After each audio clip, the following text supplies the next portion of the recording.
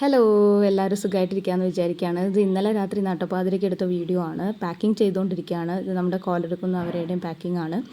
ഇത് ഞാനും എൻ്റെ ഹസ്ബൻഡും ചോട്ടും ഞങ്ങൾ 3 പേരും കൂടി തന്നെയാണ് ചെയ്യാറുള്ളത്. ചോട്ടു എൻ്റെ ഭയങ്കര ഒരു ഹെൽപ്പറാണ് കേട്ടോ. നല്ല അസിസ്റ്റൻ്റാണ് എൻ്റെ. ഒരുപാട് ഹെൽപ്പ് ചെയ്യാറുണ്ട് ചോട്ടു. പക്ഷേ എല്ലാം എൻ്റെ നോട്ടത്തിൽ തന്നെ കേട്ടോ.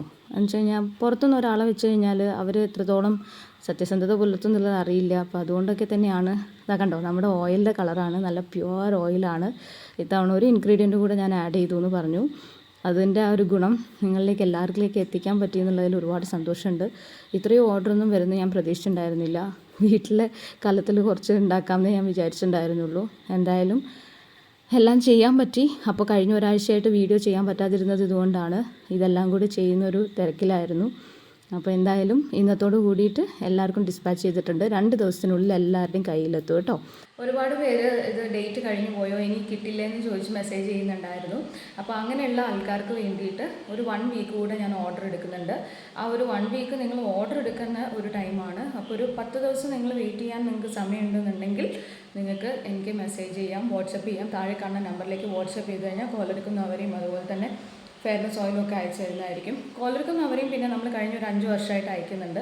അതെപ്പോഴും അധികം സ്റ്റോക്ക് വെക്കാറുണ്ട്. പക്ഷേ ഫെയർനെസ് ഓയിൽ നമുക്ക് അങ്ങനെ കുറേ ഉണ്ടാക്കി സ്റ്റോക്ക് വെക്കാൻ പറ്റില്ല. കാരണം ഇത്രയും ഓയിൽ നമുക്ക് എങ്ങനെയാണ് ആൾക്കാർക്ക് ആവശ്യം വരിക എന്നുള്ളത് അറിയാൻ പറ്റില്ല. പക്ഷെ ഒരുപാട് സന്തോഷമുണ്ട് കേട്ടോ.